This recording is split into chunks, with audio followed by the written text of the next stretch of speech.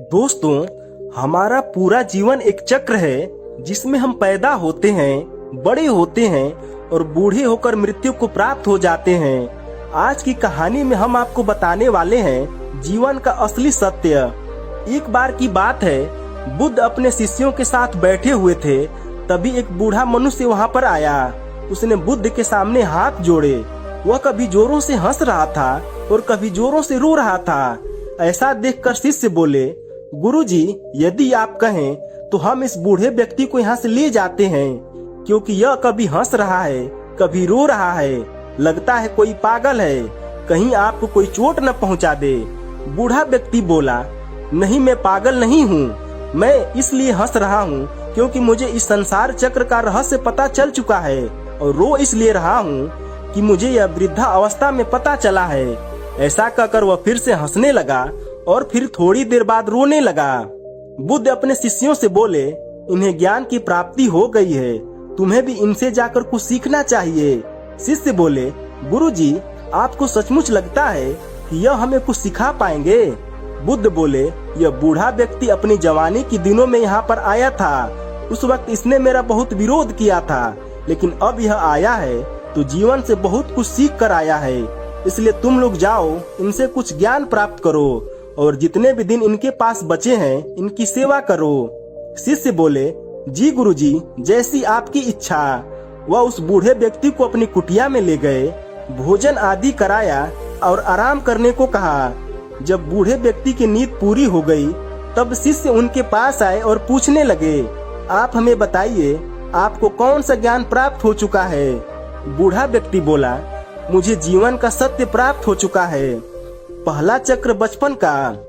जब मैं छोटा था तब बहुत जिद्दी हुआ करता था। मुझे हमेशा महंगे खिलौने चाहिए होते थे। उसके लिए मैं अपनी माँ से बहुत जिद किया करता था। जब मेरी माँ मुझे समझाती थी कि मुझे इतने महंगे खिलौने लेकर धन को बर्बाद नहीं करना चाहिए, उसकी कदर करनी चाहिए, तब मेरे मन में यह विचार आता था कि मेरी माँ अगर मुझसे दूर चली जाए तो जो मुझे पसंद है मैं वह कर सकता हूँ। दूसरा चक्र जवानी का। जब मैं थोड़ा वयस्क होने लगा, मेरी शादी हो गई और मुझे एक पुत्र की प्राप्ति भी हो गई। फिर मैंने सोचा मेरा दूसरा पुत्र भी हो जाए। फिर मेरा दूसरा पुत्र भी हुआ। इसके बाद मैं अपने पिताजी के काम में सहयोग करने लगा। मैं चाहता था कि काम में होने वाले निर्णय मैं खुद लूं। मुझे उनकी टोका टाकी करना बिल्कुल भी पसंद नहीं था। मेरे पिताजी की तबीयत खराब हो गई, वह बिस्तर पर पड़े हुए थे।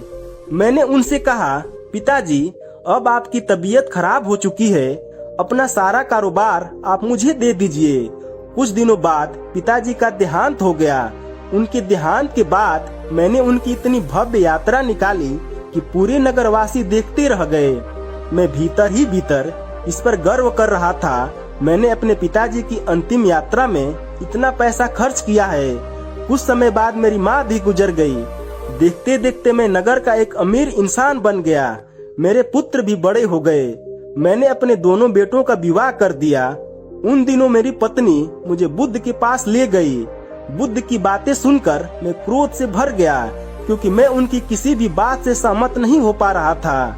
बुद्ध कह रहे थे, चोरी मत करो, झूठ मत बोलो, ज्यादा धन इकट्ठा मत करो, संयम से काम लो।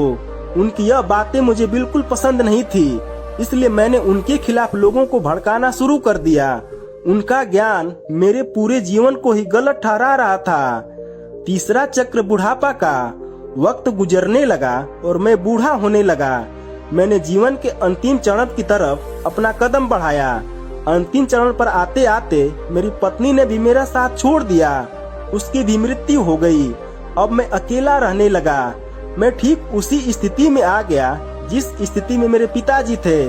मैं बिस्तर पर पड़ चुका था। तभी मेरे दोनों पुत्र एक एक करके आए और कहने लगे, पिताजी, सारा कारोबार आप हमारे नाम कर दीजिए, क्योंकि हम ही इसको संभालने के लायक हैं। जैसे मैं अपने पिताजी के पास गया था कारोबार अपने नाम करवाने, वैसे ही मेरे पुत्र मेरे पास आए कारोबार को अपने नाम करवाने। जैसा व्यवहार हम अपने माता पिता के साथ करते हैं, वैसा ही व्यवहार हमारी आने वाली पीढ़ी हमारे साथ करेगी। यह चक्र ऐसे ही चलता रहेगा। यही जीवन का सत्य है। जो आपने अपने जीवन में किया है वैसा ही आपको भोगना होगा। मेरे बच्चे कारोबार के लिए लड़ने लगे, इसलिए मैं बुद्ध के पास आ गया। मुझे सब समझ तो आया, लेकिन अब मुझे यह समझ नहीं आ रहा कि बुढ़ापे में यदि मुझे ज्ञान की प्राप्ति हुई है तो उसका क्या फायदा। वह अपनी बात समाप्त कर बुद्ध के पास पहुँचे। बूढ़ा व्यक्ति बुद्ध से बोला, बुद्ध, आपकी कही हुई हर बात सत्य थी, पर सत्य मुझे तब पता चल रहा है जब मेरे पास जीने की उम्र नहीं बची। क्या अब इस सत्य का कुछ लाभ है? बुद्ध बोले, तुम्हारे पास जितनी भी सांसें बची है, जितना भी वक्त बचा है, उसे वर्तमान में जियो। खुद को शरीर की तरह नहीं बल्कि आत्मा की तरह देखने का प्रयास करो, और जो ज्ञान तुम्हें प्राप्त हुआ है उस ज्ञान को लोगों तक पहुंचाओ, ताकि जो गलतियां तुमने की वो कोई और न करे। यही तुम्हारे लिए उत्तम होगा। दोस्तों, इस कहानी से हमें यह शिक्षा मिलता है कि जैसा व्यवहार आप अपने बड़ों के साथ करेंगे वही व्यवहार चलकर एक दिन आपको अपने बच्चों से मिलेगा। यही जीवन का चक्र है और यही जीवन का सत्य है। जो आपने दिया है वही आपको मिलेगा। इसलिए आप अपने बड़ों से वैसा व्यवहार करें जैसा व्यवहार आप खुद के लिए चाहते हैं। तो दोस्तों, आपको यह शिक्षाप्रद कहानी कैसी लगी कमेंट करके बताइएगा। साथ ही वीडियो को लाइक करके चैनल को सब्सक्राइब